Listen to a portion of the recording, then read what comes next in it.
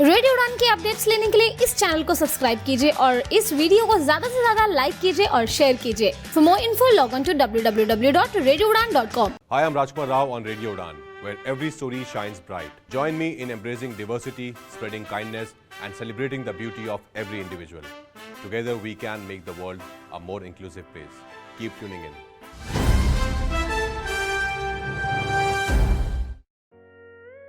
बड़ी खुश दिख रही हो। एक्चुअली बड़े अरसे से सुधा मूर्ति की एक ऑडियो बुक ढूंढ रही थी, आज मिली है। अरे बहुत लकी है तू, हमारे गांव में तो इंटरनेट ही नहीं है। अरे तुम्हें मालूम नहीं, अब ऑडियो बुक सुनने के लिए इंटरनेट की जरूरत नहीं है। नैप दिल्ली ने लॉन्च की है IVR based audio book library Shravan. इतनी लंबी किताब फोन पे कैसे पढ़ेंगे? अरे pause, rewind, next page, next chapter जैसे बहुत से फीचर्स हैं वहाँ। अच्छा, तो मुझे कॉल कहाँ करना होगा? ये नंबर अपने कॉन्टैक्ट लिस्ट में सेव कर ले, 08071175215। लाइब्रेरी की मेंबरशिप भी है कोई? हाँ, सिर्फ नैप दिल्ली की मेंबरशिप ही काफी है। इससे रिलेटेड अगर ज्यादा जानकारी चाहिए तो 8826261166 पर कॉल कर सकती हो। और हाँ, अपना डिसेबिलिटी सर्टिफिकेट रेडी रखना।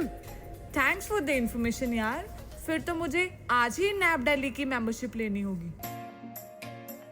तो अगर आप भी IVR based audio book library का लाभ उठाना चाहते हैं तो आज ही कॉल करें 08071175215।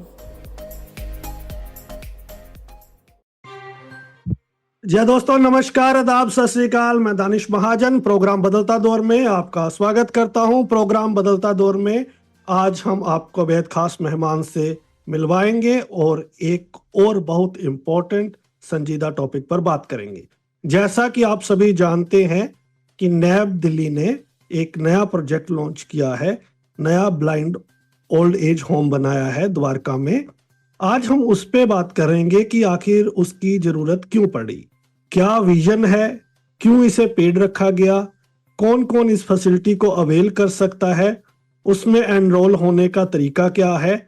इन सब चीजों पर हम बात करेंगे। क्या वहां सिर्फ ब्लाइंड ओल्ड एज होम है या कुछ और सर्विसेज भी है, ये भी जानेंगे। ये प्रोजेक्ट अपने आप में बहुत इंपॉर्टेंट है।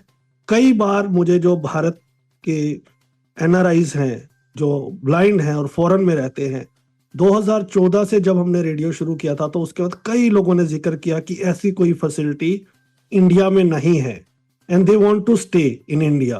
तो अब ये प्रोजेक्ट लॉन्च हुआ है तो काफी सारे लोगों को सिर्फ इंडिया में नहीं बल्कि फॉरेन में भी जो सोच रहे थे उनके सपने को साकार किया है और अब उन लोगों के पास एक ऑप्शन है।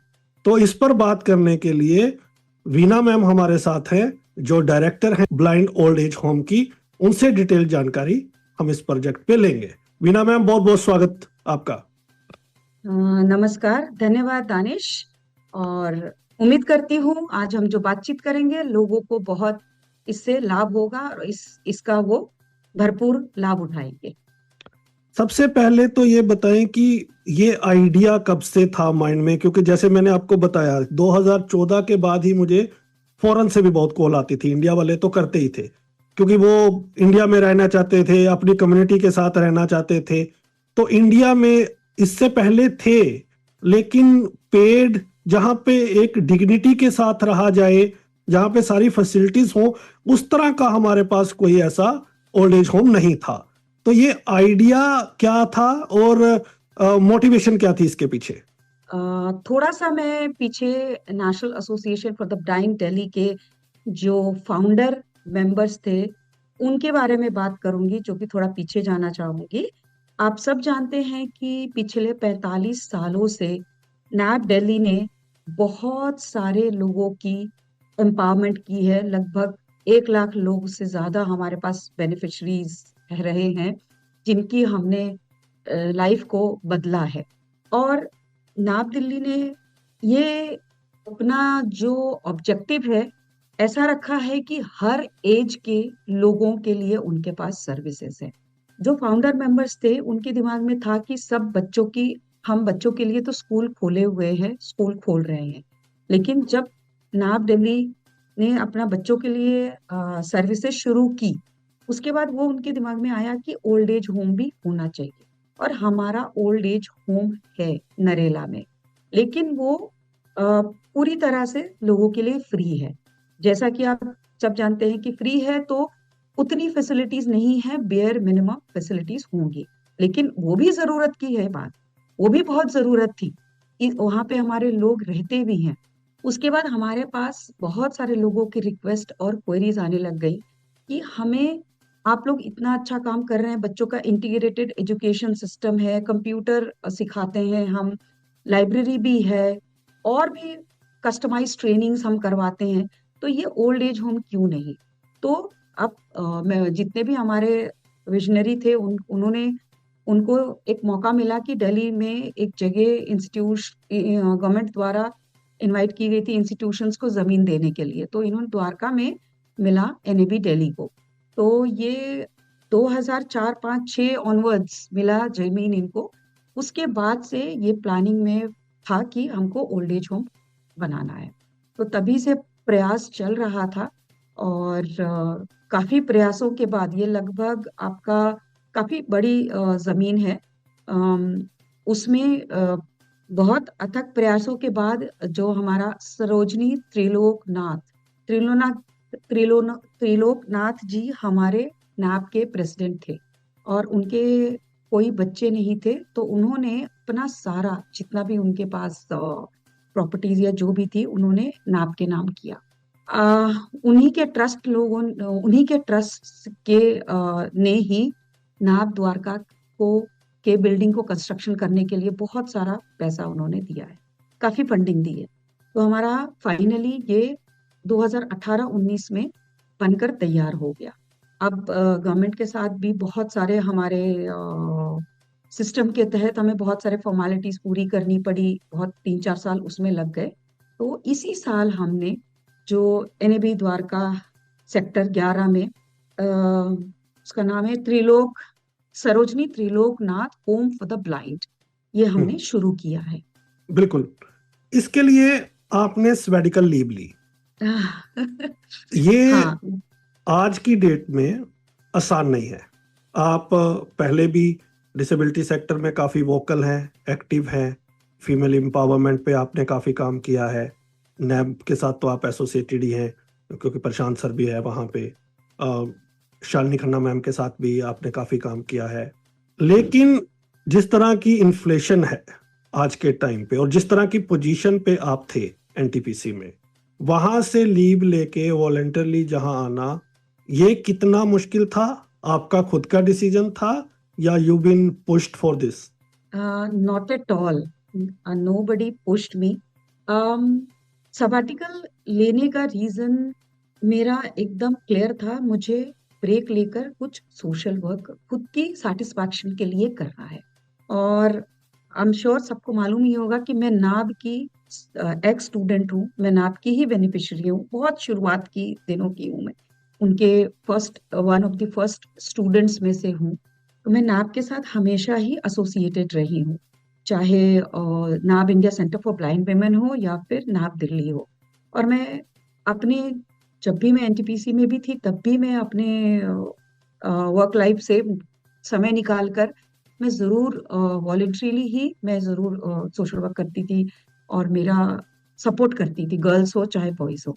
अब एक ऐसा टाइम आया कि मुझे ऐसा लगा कि मुझे थोड़ा ब्रेक लेना है, और ब्रेक लेकर मुझे सोशल वर्क ही करना है। तो ये मैंने सबैटिकल इसलिए नहीं लिया था, to be very frank. Sabbatical not happened because of this my sabbatical happened. sabbatical लेने का रीजन मेरा था कि मैं फ्रीलांसिंग करूंगी, सबकी मदद, जितने भी लोग हैं, इंडिविजुअल हो चाहे इंस्टीट्यूट हो, मेरी जो एक्सपर्टीज है, मेरा जितना भी मैंने अब तक जो सीखा है, जो समझा है, उसको सपोर्ट करूं मैं, क्योंकि कॉर्पोरेट वर्ल्ड में जितना आप काम करके समझ पाते हैं, उसी एक्सपीरियंस को मैं दूसरों के साथ, अपने जितने भी आने वाली जनरेशन है उनके साथ शेयर करना चाहती थी, और इनसाइट्स कैसे उनको, जब वो नए प्लेस हो, एम्प्लॉयमेंट लो, उनको ट्रेन करना चाहती थी। ये मेरा ऑब्जेक्टिव रहा था इसके पीछे। बट जब मैंने सबैटिकल लेने का प्लान किया तो ये प्रोजेक्ट मेरे सामने आया, तो मैंने इसको एक्सेप्ट कर लिया। तो मेरे लिए तो ये ब्लेसिंग है।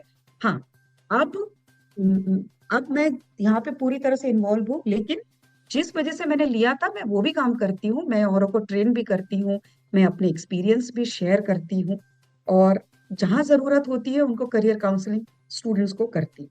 तो अभी लगभग आपको 6 महीने हो गए लीव पे? अभी मैं जून से 15 जून से मैं सबैटिकल पे हूँ, 4 मंथ्स हो गए। हम्म। तो तो तब से मैं कैसा एक्सपीरियंस अभी तक का? डू यू रिग्रेट दैट, और जहाँ फिर are you enjoying this one? Regret का तो सवाल ही नहीं पैदा होता, मुझे तो याद भी नहीं आता है कि मैं एनटीपीसी में थी। क्योंकि जब आप काम करते हैं, जब आप इंजॉय करते हैं, आप अच्छा लगता है। क्योंकि देखो, मेरा ये पर्सनल व्यू है कि मैं कॉर्पोरेट में काम करती थी, मुझे सेटिस्फैक्शन मुझे यहाँ का काम करके मिलता है। क्यों? क्योंकि मुझे लगता है मैंने किसी की लाइफ बदली, किसी के लिए कुछ किया। और वहां काम करते हैं जब कॉर्पोरेट में, तो वो अपने लिए ही करते हैं ना, हम अपने के लिए, अपने अर्निंग के लिए, अपने सेटिस्फैक्शन, अपने उसके लिए करते हैं। लेकिन यहाँ जब आप काम करते हैं, सोशल वर्क करते हैं, आप दूसरों की लाइफ चेंज करने के लिए, दूसरों को एम्पावर करने के लिए करते हैं। तो ये मेरा सेटिस्फैक्शन का एक जरिया है, ये मेरी खुशी का एक जरिया है। तो ग्रेट। मुझे अच्छा लगता है। तो अब बताएं, अब इस जो ओल्ड एज होम में, उस पे भी मैं नरेला वाले में बाद में आऊंगा। पहले इसके बारे में थोड़ा लिसनर्स के साथ शेयर करते हैं कि श्योर। एक्चुअल ये प्रोजेक्ट है क्या, ये कैसे काम करता है, कैसे यहाँ लोग एनरोल हो सकते हैं? तो ये जो एनएबी द्वारका है, जो एनएबी दिल्ली का ही नया रिसोर्स सेंटर है, ये होम फॉर द ब्लाइंड है। और इनमें और भी सर्विसेज हैं जिसके बारे में मैं बताऊंगी। यहाँ पे ओल्ड होम है, जहाँ पे हमने जो रिटायर्ड होंगे, जो चाहते हैं कि बहुत अच्छा सर्विसेज मिले, क्वालिटी सर्विसेज मिले और घर का वातावरण मिले, उन लोगों के लिए हमने ये सर्विसेज शुरू की है। और इसके जो रेट्स हैं वो हाईली सब्सिडाइज्ड है। और हाईली सब्सिडाइज्ड होने के साथ साथ ये भी है कि अगर कोई हमारे से इंडिविजुअल बात करता है, अगर हमें लगता है उनकी जो पेइंग कैपेसिटी है, उसको उसको ध्यान में रखते हुए भी हम रेट्स को कम कर सकते हैं। अदरवाइज ये बहुत ही हाईली सब्सिडाइज्ड रेट्स पे हमने शुरू किया है। इसका रीजन ये है कि लोगों को बहुत अच्छी, बेहतर क्वालिटी मिल सके। वहाँ के रूम्स जो हैं, एसी, गीजर, हर तरह की जो सुविधाएं आप सोच सकते हैं वो है वहाँ पर। डबल, ट्रिपल, शेयरिंग और सिंगल रूम्स हैं हमारे पास। तो उस तरह के हमने सर्विसेज ओल्ड एज होम के लिए रखा हुआ है। इसके अलावा हमने जो क्राइसिस मैनेजमेंट की ट्रेनिंग भी करेंगे, जिसमें हम computer, mobile, mobility, daily living skills जैसे कि ड्रेसिंग हो गया, और आप चीजों को कैसे पहचान सकते हैं, स्पेशली उनके लिए जो सडन और लेट ब्लाइंड हैं, जो कि कभी कहीं पे भी नहीं गए हैं, उनको रिहैबिलिटेशन का मौका ही नहीं मिल पाया है। ये सारे अडल्ट्स के लिए है, ये जो क्राइसिस मैनेजमेंट का सर्विसेज है, 18 है, अबव है। फिर हमारे पास बच्चों के लिए भी, जो भी कोई भी किसी भी तरह की डिसेबिलिटी हो, मल्टीपल हो, विजुअल इम्पेयरमेंट के साथ साथ जो भी डिसेबिलिटी हो, उनके लिए भी हमारे पास सर्विसेज हैं। फर्क इतना है कि उनको कस्टमाइज्ड हम ट्रेनिंग देते हैं। तो उसका मतलब ये हुआ कि बच्चा पूरे दिन आकर नहीं स्टे करता है, मतलब स्कूल टाइमिंग्स नहीं, वो आता है 1-1.5 घंटा, पूरी तरह से इंडिविजुअल अटेंशन देते हैं और कस्टमाइज ट्रेनिंग करके हम उस बच्चे को देते हैं। तो वापस वो घर जाकर अपना जो भी हमने यहाँ पढ़ाया है उसकी वो घर में जाकर प्रैक्टिस करते हैं। और जो बच्चे स्कूल जाते हैं उनके लिए भी हमने सर्विसेज रखा है, जो स्कूल में गए, स्कूल गोइंग है, और उनको यहाँ पर आकर अपने सब्जेक्ट से रिलेटेड या इंडिपेंडेंट रीडिंग, राइटिंग, कंप्यूटर जो भी सीखना चाहे, जैसे नैप दिल्ली आरके पुरम में सर्विसेज है उसी तरह की सर्विसेज है, बट यहाँ पे कस्टमाइज्ड तरह की ट्रेनिंग हम देते हैं यहाँ पे। तो ये जो क्राइसिस मैनेजमेंट की ट्रेनिंग है, जो 18 ईयर अबव है, वो डे स्कॉलर होंगे, मतलब वो शाम को घर चले जाएंगे, राइट? जो इंडिपेंडेंट लिविंग की ट्रेनिंग, जो क्राइसिस मैनेजमेंट की ट्रेनिंग है, ये रेसिडेंशियल है। हम उनको रखेंगे तभी उनकी पूरी तरह से ट्रेनिंग हो पाएगी ना। अगर हम वो घर चले जाएंगे तो फिर हमारा ऐसा मानना है, नहीं हमारा ऐसा मतलब मानना है ये कि जो वो वहां पे ओल्ड एज होम रहेंगे उन्हीं के लिए है या अलग से भी है? अलग से भी है। जो ओल्ड एज होम में रहेंगे हम्म उनके लिए भी हमने ट्रेनिंग्स रखे हैं। ठीक है, हम्म वो हम्म यहाँ पे रहने के अलावा उनको भी हम इंडिपेंडेंट लिविंग ट्रेनिंग कराएंगे। उनको मोबिलिटी, मोबाइल, कंप्यूटर, जो भी उनके पेमेंट मेथड्स जो भी वो हम्म नहीं कर पाते वो भी कराएंगे। इसके अलावा इसके अलावा ओल्ड एज होम में जो रहेंगे उनके अलावा जो ट्रेनिंग करेंगे, उसके अलावा भी एक क्राइसिस मैनेजमेंट की ट्रेनिंग जो है हम्म। वो उन लोगों के लिए होगी जो सडन और लेट ब्लाइंड है, और वो भी रेसिडेंशियल होगा। उनको भी हम इसी तरह की ट्रेनिंग देंगे, 3 मंथ्स की ट्रेनिंग होगी, जिसमें कि हम उनको पूरी तरह से इंडिपेंडेंट बनाएंगे। तो ये पेड है? जैसा मैंने बताया, ये भी हाईली सब्सिडाइज्ड रेट पे है, जैसा कि हम नैप दिल्ली में रखते हैं। नैप दिल्ली में भी हमारे जो कंप्यूटर ट्रेनिंग है उसमें भी वो भी सब्सिडाइज्ड रेट पे होता है, और ये भी सब्सिडाइज्ड रेट पे है। लेकिन कोई इंडिविजुअल अगर ऐसा लगता है, ऐसा हमको लगेगा कि वो नहीं कर सकता, तो हम उसके लिए और कम रेट कर सकते हैं, करते हैं हम। जो यहाँ पे अब लोग रह रहे हैं ओल्ड एज होम में, तो कितने लोग अभी हैं और कैसा एक्सपीरियंस है उनका? अभी तक हमारे पास अभी तो बहुत सारी क्वेरीज हैं। अभी हमारे पास 2-3 लोग ही हैं ओल्ड एज होम में। हम्म ठीक है, उसके अलावा हमारे पास डे स्कॉलर जो बच्चे आते हैं वो 10 हैं हमारे पास, अलग अलग टाइमिंग्स में। हम्म अलग अलग, सुबह के अलग है, आफ्टरनून के अलग हैं। इसमें भी कई तरह के वेरिएशन, छोटे बच्चे हैं, मल्टीपल हैंडीकैप्ड है, मल्टीपल डिसेबल्ड बच्चे हैं विद विजुअल इम्पेयरमेंट। उसके अलावा जो आफ्टरनून में आते हैं, एक कॉलेज के हैं, 2-3 स्कूल्स के हैं, जो स्कूल गोइंग बच्चे हैं, वो लोग आते हैं हमारे पास सर्विसेज लेने के तो लिए। एक जो हमारे पास जी सर्विसेज लेने में सुपर सीनियर सिटीजन है, हम्म 85 ईयर्स के। वो आए हैं, लेट ब्लाइंड है, बिकॉज ऑफ एज उनकी ब्लाइंडनेस आई है, और वो हमारे पास आते हैं मोबाइल सीखने के लिए। वाह। जो ओल्ड एज होम में रह रहे हैं उनका एक्सपीरियंस कैसा है अभी? उनका एक्सपीरियंस अच्छा है। देखो, ओल्ड एज होम में जो आते हैं, शुरू में तो थोड़ा उनका रहता है कि हम कहाँ हैं, क्योंकि वो यहाँ क्यों आए हैं, किसी वजह से वो घर पे नहीं रह सकते, वॉट एवर में बी द रीजन, है ना। हम कोशिश करते हैं यहाँ पे पूरा होमली एनवायरनमेंट दे। उनको जो कुछ खाने का मन होता है हम उन्हें मुहैया कराते हैं। उन्हें घूमने का मन है, हम घूमने भी लेके जाते हैं। उनको जिस तरह का एनवायरनमेंट चाहिए हम पूरी कोशिश करते हैं हम दे सकें उनको।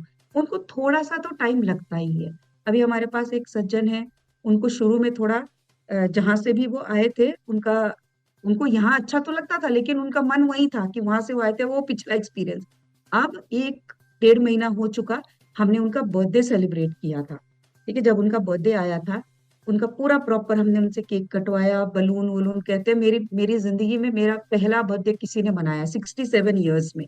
तो वो इतने खुश हुए, इतने खुश हुए, उस दिन के बाद से पूरा उनका हर चीज बदल गया, और बहुत खुश होके सबसे बात करते हैं, और सबको रिकग्नाइज करते हैं, और सबको विश करते हैं। पहले वो बेसिकली जो घर से दूर रहता है उसका जो मन की जो व्यथा होती है वो थी।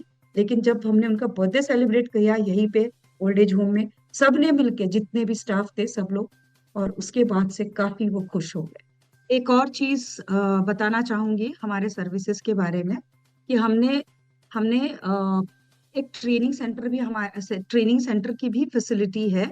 जितने भी एनजीओज हैं जो डिसेबिलिटी फील्ड में काम कर रहे हैं, उनके लिए हमारे पास 25 से 30 लोगों का ट्रेनिंग कराने का रेसिडेंशियल फैसिलिटी है।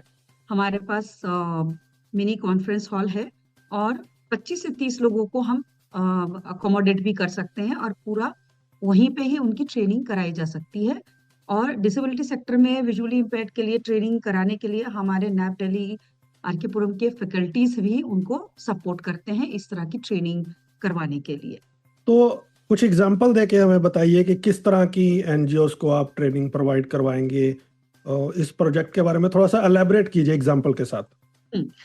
जो एनजीओ डिसेबिलिटी फील्ड में काम कर रहे हैं, और उनको बहुत बार होता है कि हमको एक जगह चाहिए होती है कि जहाँ पे वो अपने फैकल्टीज को, अपने कम्युनिटी वर्कर्स को, टीचर्स को ट्रेनिंग करवा सके, और वो भी मिनिमम एक्सपेंडिचर के साथ।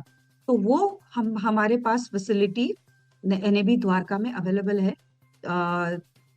उनको हम ये जितने भी डेज का वो ट्रेनिंग करवाना चाहते हैं उनके लिए हमारे पास ये फैसिलिटी अवेलेबल है। हम अकोमोडेशन भी देंगे, हम उनको ट्रेनिंग वेन्यू भी देंगे, और सारा जो भी उनको फूड लॉजिंग और वेन्यू सब कुछ हम वहाँ पर प्रोवाइड कर सकते। आने वाले टाइम में भी हमें 1-2 NGOs ने, इंटरनेशनल NGOs ने कांटेक्ट किया है, और उनकी हम ट्रेनिंग करवाने वाले हैं वहाँ पे इसी मंथ में। Great ma'am. हमारी कम्युनिटी में टाइम टू टाइम काफी लोग सजेशन देते हैं और वैलिड भी होते हैं। उन्हीं में से एक जिस पे अभी आप काम कर रही हैं, जैसे हम ये पेड होम की बात कर रहे हैं, लेकिन जब हम पेड करते हैं और इसका आपने बताया कि विजन बहुत क्लियर होता है कि उनको एक क्वालिटी सर्विसेज मिल सके, उनकी फैसिलिटीज मिल सके, और वो हमें क्लेम भी कर सके, दे पे तो दे कैन रेज क्वेरीज कि भाई, है ना। लेकिन उसके बाद एक दूसरा तबका आता है, वो क्रिटिसाइज करने पे आ जाता है कि आपने पेड क्यों किया। हमारी कम्युनिटी में तो आपको पता ही है कि लोग नहीं है, तो ये डिस्क्रिमिनेशन आप कर रहे हैं।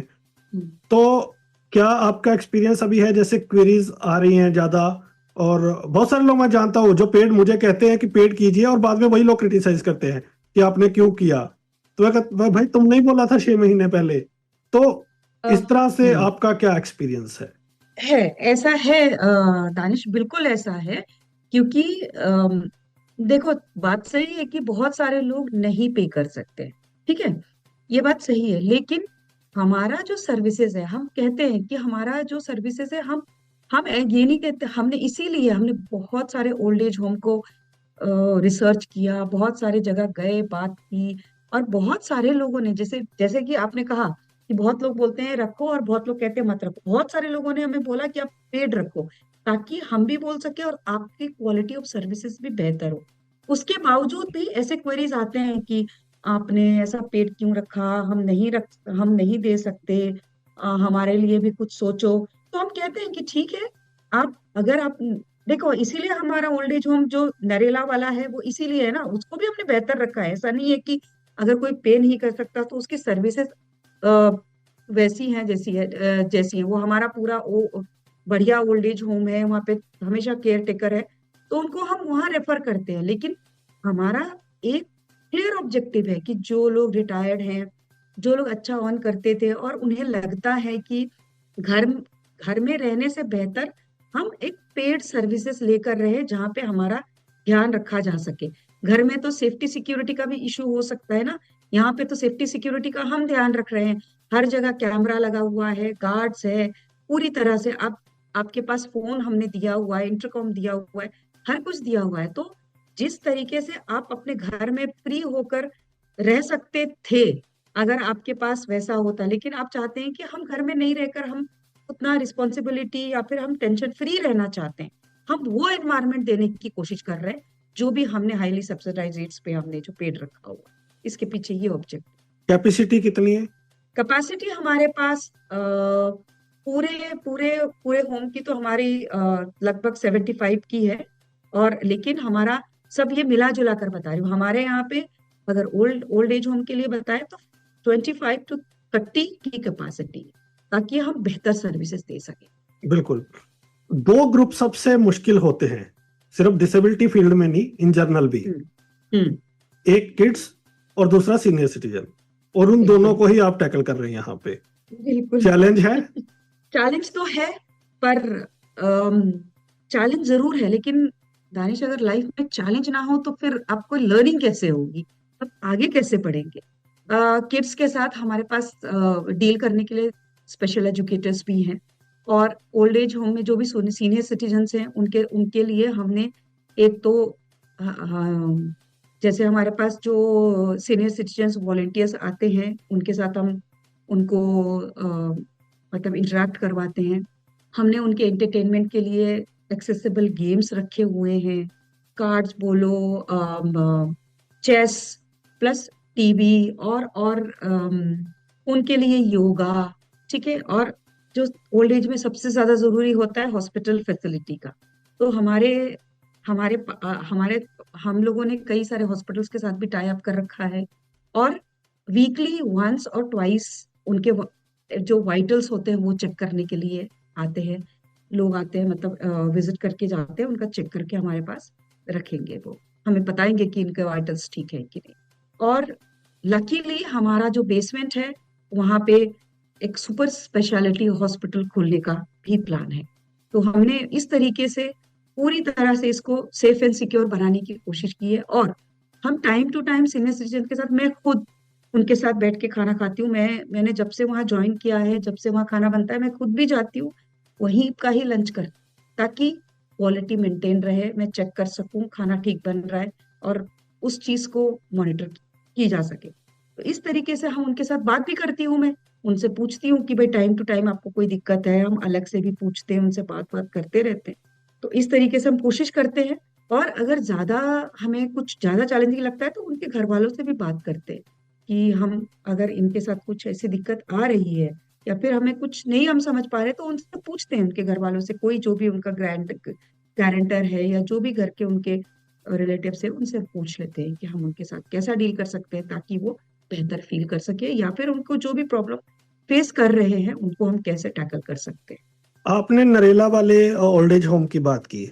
आपने हम्म। कहा कि ऐसा नहीं है कि वो बेसिक मिनिमम रिक्वायरमेंट को पूरा नहीं करता, वो भी है। लेकिन जब आप पे नहीं करते तो आप उस तरह से ना तो डिमांड कर सकते हैं, और फंडिंग भी एक चैलेंज होता है एनजीओ के लिए भी वहां पे उस तरह की फैसिलिटीज देना। हम्म। लेकिन क्या कारण है कि मैं आपसे जानना चाहता हूँ कि वो जो नरेला वाला है उसको भी आप इस लेवल पे नहीं ला सकते?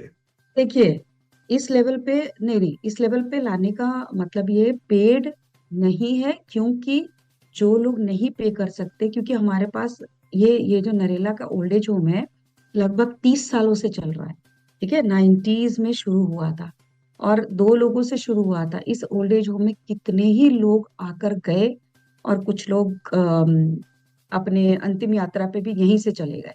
तो उसको हम टाइम टू टाइम बेहतर करते रहते हैं। और ऐसा नहीं है, हमारे आरके पुरम से ही सारा कुछ वहां जाता है, जो हम फैसिलिटीज अवेलेबल करा सकते हैं, अच्छा खाना हर कुछ देते हैं, ऐसी कोई बात नहीं है। लेकिन हाँ, ये है कि मिनिमम हम जैसे मान लीजिए कि अभी ओल्ड एज होम जो द्वारका है उसमें एक रूम में टॉयलेट अटैच है, ठीक है, वहां पे ऐसा नहीं होगा। ये डिफरेंस होगा, कॉमन होगा, ठीक है। और बड़ा सा हॉल होगा, उसमें कई सारे लोग रहेंगे, यहाँ पे आपको 2 लोग रहेंगे या 3 लोग रहेंगे, ये डिफरेंस है। बाकी फैसिलिटीज का हम पूरा पूरा ध्यान रखते हैं, न्यूट्रिशन का पूरा ध्यान रखते हैं, उनको कोई बीमारी होती है उसका पूरा ध्यान रखते हैं, जैसे समझिए हमारा दूसरा ही घर है। लेकिन हाँ, ये है कि वो आसपास गांव है, तो आसपास के लोग आते हैं जो पे नहीं कर सकते, क्योंकि देखिए हर कोई पे नहीं कर सकता, पर हम जो पे नहीं कर सकता उनको हम छोड़ नहीं सकते। हम जितना कर सकते हैं हम उन्हें वंचित नहीं रख सकते ना। तो इसलिए हमारा ये भी है कि जो पे नहीं कर सकता उनके लिए भी हमारे पास फैसिलिटीज होनी चाहिए, उनको भी हम सर्विसेज दे सके। तो नैप का ऑब्जेक्टिव है कि हम होलिस्टिक सर्विसेज दें, हर एज के दें, हर तबके को दें, जो पे कर सकता है वो भी और नहीं कर सकता है वो भी। ये मेरा ऑब्जेक्टिव सवाल है उसके भी। पूछने का कारण ये था क्योंकि 5-6 साल पहले मेरे पास कुछ क्वेरीज आई थी, कुछ लोगों ने कहा था कि कंडीशन अच्छी नहीं है। तो मैं आपका फोकस इस बात पे लाना चाह रहा था। मैं खुद वहां गया नहीं हूं, लेकिन हाँ मेरे पास फोन्स आए थे। तो मैं ये जानना चाह रहा था कि क्या उस पे भी फोकस रहता है कि उसको भी डे बाय डे 100% इतना बेटर। बिल्कुल उसको बेहतर करने का हमेशा ही उस पे फोकस रहता है। रिसेंट टाइम्स में हमने उसकी पूरी रिनोवेशन करवाई है, पूरा अभी हमारे पास कुछ टाइम पहले तक बहुत कुछ उसकी जितनी कैपेसिटी है उससे उसको उतने लोग थे, ठीक है। अभी हमारे पास कुछ टाइम से लोग नहीं है, तो हमने उस चीज का, उस टाइम का बेहतर इस्तेमाल करने के लिए पूरा का पूरा रिनोवेट करा दिया है उसको और बेहतर, क्योंकि काफी टाइम पहले का था, किसी ने हमको डोनेट किया था वो जगह भी, वो घर भी घर जैसा है, तो उसको हमने पूरा टाइम टू टाइम करते रहते थे और हमने उसको और बेहतर। अब देखिए, कंडीशन अच्छी नहीं है, ये तो हो सकता है पेड़ में भी रहेंगे तो भी सेटिस्फैक्शन नहीं होगा। आपको बेहतर पता है कि बहुत बार ऐसा होता है कि जब हम कहीं रहते हैं तो कई बार हम बिल्कुल सेटिस्फाइड बिल्कुल। नहीं होते हैं। हर घर किसी में की भी नहीं रहते, हाँ। एक्सपेक्टेशंस, हाँ, बिल्कुल। हर किसी की एक्सपेक्टेशंस को हम घर में भी पूरा नहीं कर पाते दानिश, है ना। हम घर में भी अगर 4 लोग हैं तो चारों की अलग अलग डिमांड्स होती हैं, तो हर किसी की शायद पूरी नहीं हो पाती, सेटिस्फाइड हम नहीं कर पाते। तो एज अ इंस्टीट्यूशन हम पूरा कोशिश करते हैं कि एक पूरा जितने लोग हैं उनको एक मिनिमम लेवल ऑफ सर्विस या फिर जो भी लेवल की सर्विसेज हम दे सके। उसमें ऐसा भी होता है कि कुछ लोग हो सकता है सेटिस्फाइड ना हो, चाहे स्कूल हो चाहे हॉस्टल हो, कहीं पे भी आप जाके देखो, हर जगह पे हर कोई सेटिस्फाइड तो हो नहीं पाता। बट हमारा ऑब्जेक्टिव जरूर रहता है कि हम जितना बेहतर हो सके हम उस तरह का बेहतर सर्विसेज दे सके। पेड और नॉन पेड का उसका मतलब उसका उसमें हम डिस्टिंग्विश नहीं करते। लेकिन आप जैसे कहीं भी होटल्स में जाते हैं तो कुछ लोग बेसिक लेवल का होटल ढूंढेंगे, कुछ लोग 3 स्टार ढूंढेंगे, कुछ लोग 2 स्टार ढूंढेंगे, कुछ लोग 5 स्टार ढूंढेंगे। तो यही डिफरेंस है और कोई डिफरेंस नहीं है। जितना वो आप पे करेंगे उतने सर्विसेज है, और नहीं कर सकते तो भी आपको उतना तो मिनिमम मिलेगा ही जितना जरूरत है। एनरोलमेंट का क्या प्रोसेस है? एनरोलमेंट का एक फॉर्म भरना है आपको, ठीक है, और आपको गारंटर्स चाहिए, गारंटर हमको देना होगा, और कांटेक्ट करेंगे। आप बताएंगे आपको किस लेवल का आपको चाहिए, कौन सा रूम चाहिए, कपल रूम चाहिए, शेयरिंग विद 1 पर्सन वो चाहिए, ट्रिपल शेयरिंग है और या सिंगल। इस तरह का आप हमको कॉल करेंगे, हम आपको बता देंगे, आप फॉर्म भरेंगे और एफिडेविट देंगे गारंटर के साथ, और हम आपको ले लेंगे वहां पे, कोई इशू नहीं है। एक बार और थोड़ा सा आप प्राइजेस बता सकती हैं और अपना कॉन्टैक्ट नंबर? पेमेंट और इन सब के लिए कांटेक्ट करेंगे, मैं नंबर्स बता देती हूँ। हम अगर हमें कॉल करेंगे ना, क्योंकि उसमें सबके अलग अलग रेट्स हैं, डबल का अलग है, ट्रिपल का अलग है, सिंगल का अलग है ना। तो इसलिए जब वो कांटेक्ट करेंगे तो हम उन्हें बता देंगे। तो हम नंबर्स मैं बताती हूँ, 8595180427। ओके। दूसरा नंबर मैं बताती हूँ, 9870466821। इन नंबर पे हमें संपर्क करेंगे, जो भी क्वेरीज होंगी हम उसको पूरी तरह से कोशिश करेंगे सेटिस्फाइड करने की। अब सबसे बड़ा चैलेंज क्या है इस प्रोजेक्ट को रन करने के? Is there any challenge? इस प्रोजेक्ट के लिए जैसा मैंने बताया कि हमारे पास हमें ऑब्वियसली हमको फंड्स 50% या जो भी जितना कोई दे सकता है देता है, और हम फंड्स को रेज करें। 50% ही हम लेते हैं, 50% भी नहीं, उससे हाईली सब्सिडाइज्ड रेट पे है, जैसे मैंने बोला, जितना भी उसके बाद जितना बचता है वो हमको रेज करना है। तो हम धीरे धीरे उसको रेज कर रहे हैं, और नाप दिल्ली आरकेपुरम का सपोर्ट है हमारे पास। तो आगे चल करके हम पूरी तरह से भी इंडिपेंडेंट हो सकते हैं अगर हमारे पास फंड्स आ जाएंगे उतने सफिशिएंट। तो अभी फंडिंग मतलब एक बड़ा इशू है। आगे चल के अभी तो नाप दिल्ली का सपोर्ट है, लेकिन हो सकता है, लेकिन उम्मीद करती हूँ कि हम इस चीज चैलेंज को भी ओवरकम कर पाएंगे। आपका कोई पर्सनल विजन या गोल इस प्रोजेक्ट को लेके आप कहाँ देखना चाहती हैं इसे? मेरा पर्सनल गोल या विजन ये है कि मैं इसको उस तरीके से देखती हूँ कि जैसे बच्चों के लिए जो सर्विसेज हैं, बच्चे आसपास के उसका बेनिफिट लें। और खासकर मेरा ये है कि जितने भी ओल्ड एज जो विजुअली इम्पेयर्ड है, हमने बहुत बार देखा है, इन जनरल भी ऐसा होता है कि बच्चे चले जाते हैं, बाहर चले जाते हैं, नौकरी करने चले जाते हैं, और अगर विजुअली इम्पेयर्ड कपल है या एक भी है, तो उनके लिए घर में रहना और मैनेज करना सबके लिए मुश्किल है, उनके लिए थोड़ा सा ज्यादा मुश्किल है, ऐसा नहीं है, डिपेंड करता है। बट अगर है तो हम हैं। और मैं ऐसा सोचती हूँ, क्योंकि हमारे पास ऐसे भी लोगों की क्वेरीज आई कि वो लोग जो आम जनता के लिए जो मेन स्ट्रीम के ओल्ड एज होम है वहां रहते हैं, बट वो उस चीज को मिस करते हैं जो उनके जैसे लोगों के साथ इंटरेक्ट करते, जो बात होती उस चीज को वो मिस करते हैं, क्योंकि मेन स्ट्रीम में जो लोग होते हैं उनकी जरूरत या उनके सेंटिमेंट्स को वो शायद उस वहां तक नहीं समझ पाते। लेकिन अगर विजुअली इम्पेयर्ड के लिए ही ओल्ड एज होम है, तो एक दूसरे के साथ इंटरेक्ट करके, एक दूसरे के साथ रहकर वो अपने आप को रिलेट भी कर सकते हैं और अपने आप को अच्छा फील कर सकते हैं।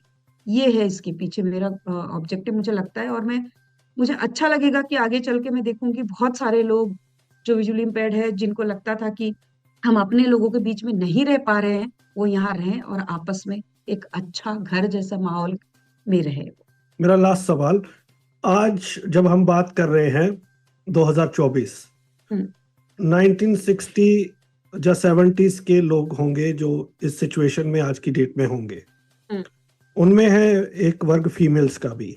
हम्म, वो टाइम बहुत डिफरेंट था आज के टाइम से। एम्प्लॉयमेंट फीमेल्स वीमेन के पास उस तरह की नहीं थी जिस तरह की आज है, हम्म, और उनके जो सिक्योरिटी के जो इश्यूज है वो भी अलग हैं, और हम्म, जो ब्लाइंड वीमेन हैं उनके अपने अलग से चैलेंजेस हैं। हम्म। तो क्या वहां से भी आपको क्वेरीज आती है? उनकी सेफ्टी का भी प्रॉपर ध्यान है, क्योंकि वो कमा तो नहीं पा रहे उस तरीके से, पर तो उनके भी फोन आते हैं कि कैसे हमें अकोमोडेट किया जा सकता है? हाँ, आते हैं फोन, बिल्कुल आते हैं। जो लोग अनएम्प्लॉयड हैं उनके लिए भी आते हैं। तो अभी हम जैसे मैं सिर्फ जो विमेन ओल्ड एज, पर्सपेक्टिव से पूछ रहा हूँ जी। अच्छा, विमेन प्रोस्पेक्टिव से जी। आते हैं उस तरह के सवाल। तो मेरा तो इतना ही अपील रिक्वेस्ट का हो या फिर अम, लोगों से जो मेरा जो मैसेज है, सेफ्टी सिक्योरिटी तो इन जनरल भी विमेन के लिए हमारे यहाँ पे है इशू। और जहां बात आती है स्पेशली विजुअली इम्पेयर्ड विमेन की, उनके लिए और ज्यादा बढ़ जाता है। तो मेरा तो इतना ही मैसेज है कि हम अपने आप को उस तरीके से तैयार करें, हम अपने आप को रिहैबिलिटेट करें। जैसे वो हमसे हमसे क्वेरी पूछते हैं कि हमारे सेफ्टी सिक्योरिटी का, तो हमारा एक ही मैसेज होता है कि आप किसी भी इंस्टीट्यूट में जाएं और मोबिलिटी सीखें, इंडिपेंडेंट हो। अगर वो दिल्ली का है तो हम उनको दिल्ली के इंस्टीट्यूट्स के नंबर देते हैं। अगर किसी बाहर के, मतलब दिल्ली से बाहर है, क्योंकि देखो हर किसी के लिए पॉसिबल नहीं है कि वो दिल्ली में आए, है ना, बिल्कुल। दिल्ली में आकर दिल्ली में ही सीखे। पर आज की डेट में हमारे बड़े शहरों में, मान लो कोई तमिलनाडु से कॉल करता है, तमिलनाडु में भी बहुत सारे ऐसे इंस्टीट्यूट्स हैं जो वहां पे चेन्नई में या आसपास में जाकर वो अपना इंडिपेंडेंट लिविंग सीख सकता है। हमारे पास कर्नाटक से कभी कॉल आया बच्चे के लिए, कहीं और से, तो हम उन्हें कोशिश करते हैं कि वहीं के आसपास के इंस्टीट्यूट्स में रिहैबिलिटेशन के लिए उनको गाइड कर सके। सेफ्टी सिक्योरिटी का इशू तो है, और उसके लिए तो हमें ही तैयार होना होगा, अपने आप को तैयार करना पड़ेगा। तैयार करने के लिए हमारे पास जानकारी, अवेयरनेस और एक्सेप्टेंस होनी चाहिए। तो उसके लिए ही हम उन्हें गाइड। इसका दूसरा पार्ट भी था कि वो तो नहीं कमाती होंगी ना, एम्प्लॉयमेंट नहीं है उनके पास, तो कुछ उनके बारे में लॉन्ग टर्म में सोचा जा रहा है कि जो फीमेल्स 1960 या 70s की है या 50s की हैं, जिनके पास एम्प्लॉयमेंट नहीं थी उस टाइम पे, बट अब घर से भी बहुत सपोर्ट नहीं है, तो as a being blind women, तो उसके बारे में भी कुछ प्लान्स है कि अगर कोई जेन्युइनली नहीं पे कर पा रहा तो उनको अकोमोडेट किया जाए? वीमेन्स के पर्सपेक्टिव से पूछ रहा हूँ। हाँ, विमेन्स के प्रोस्पेक्टिव से अभी तक देखो, इस एग्जैक्टली ओल्ड एज होम में जिस तरह से आप बता रहे हो, अभी तक ऐसा तो नहीं आया, लेकिन आएगा। तो हम लोग अपनी कमेटी से बात करके जो पॉसिबिलिटीज होगी, अगर हम कर सकते होंगे अकोमोडेट यहाँ, चाहे हम अपने नरेला में, तो हम कोशिश करेंगे, कमेटी से बात करेंगे, अपने जो भी हमारी कमेटी है, जो हमारे मैनेजमेंट कमेटी है, उससे बात करके कर सकते हैं। जरूर रखेंगे हम ये चीज, जब हम थैंक इस यू फील्ड मैम। में काम कर रहे हैं। बिल्कुल। कुछ और जो मैंने नहीं पूछा आप शेयर करना चाहती हो लिसनर से? बस मेरा अपील ये है कि क्योंकि आज हमने इतनी बात की, तो इस तरह की जो हमने सर्विसेज NAB द्वारका में रखा है, खोला है, उसको अवेल करने के लिए जिन्हें भी जरूरत है, उन तक ये मैसेज, जो भी ये सुने शो, उन तक पहुंचाए, और जो दिए गए नंबर पे संपर्क करेंगे और डिटेल में हम उन्हें बताएंगे। ये बहुत ही इम्पोर्टेंट प्रोजेक्ट था, आप लोगों ने शुरू किया है, आपको बहुत मुबारकबाद, शुभकामनाएं, और भगवान ना करे कभी इसकी जरूरत पड़े, लेकिन जिनको जरूरत पड़े उनको बिल्कुल यहाँ आना चाहिए और फैमिली की तरह जीना चाहिए, क्योंकि आज के समय में सबसे बड़ी बीमारी है लोनलीनेस, वो क्रिएट करती है कई बीमारियों को। और ये भी फैक्ट है कि विजुअली इम्पेयर्ड अपने लोगों में ही ज्यादा कंफर्टेबल और खुश फील करते हैं। तो ये आप लोगों ने सोचा है, और मुझे पूरा यकीन है कि जिस तरह से आप काम करते हैं इसकी क्वालिटी मेंटेन रहेगी, सबको फैसिलिटीज मिलेगी, और हमारी ओर से शुभकामनाएं। धन्यवाद। तो लिसनर्स, बात की आज हमने बीना मैम से, जो डायरेक्टर हैं blind old age home Dwarka की, और उन्होंने डिटेल जानकारी दी।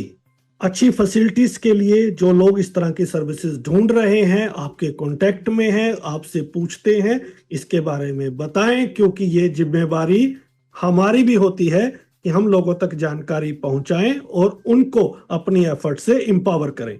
अगले सप्ताह मुलाकात होगी किसी और पर्सनैलिटी के साथ, किसी और डिसेबिलिटी के टॉपिक पर। तब तक दीजिए इजाजत। सुनते रहिए radio Udaan, flight of life. Bye bye. मैं एक महिला हूँ। मुझे पता है कि हम सेक्सुअल एंड रिप्रोडक्टिव राइट्स जैसे मुद्दे सबके साथ साझा नहीं कर सकते, जैसे menstruation, birth control etcetera. Thanks to accessible and network partner NAB Delhi, जिन्होंने लॉन्च किया है अदिति AI चैटबॉट। अगर अब मुझे कुछ भी sexual and reproductive health and rights से रिलेटेड पूछना होता है तो फटाक से मैं अपना मैसेज टाइप करती हूँ या वॉइस नोट रिकॉर्ड करके व्हाट्सएप पर 08076551617 पर सेंड कर देती हूँ और तुरंत ही मेरी क्वेरी सॉल्व हो जाती है ना? कितना सिंपल। और हाँ, आप कॉल करके भी अपने सवालों के जवाब ले सकते हैं। ज्यादा जानकारी के लिए नैब हेल्पलाइन पर कॉल करें 0882626611166 पर। मैंने तो अदिति को अपना दोस्त बना लिया है, क्या आप भी बनाना चाहेंगे? Hi, this is Shruti Seth and you're listening to Radio Udan, a flight of life.